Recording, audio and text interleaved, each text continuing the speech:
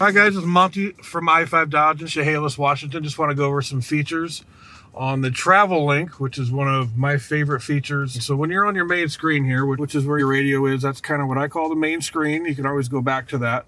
Now, right in the middle here, your apps. Right now, we're going to talk about Travel Link, which is really cool. This is the, if you're lost and you don't know where you're at, you're running out of gas, go to fuel prices right there. It's going to tell you got a Mobil, Chevron, Texaco, all the different stations that are next to you within a few miles. If you want to go for price, cheapest price is going to be right now Safeway. Well, I don't know where Safeway is. Cool thing about having your navigation system in the Rams, MapQuest takes you right there. Just hit Route 2 and you are in, which is a really cool thing. Some people are particular about the brand, so you can break it down into brand specific as well. And yeah, it takes you right there so you won't be stressing out and running out of gas, and definitely one of my favorite features.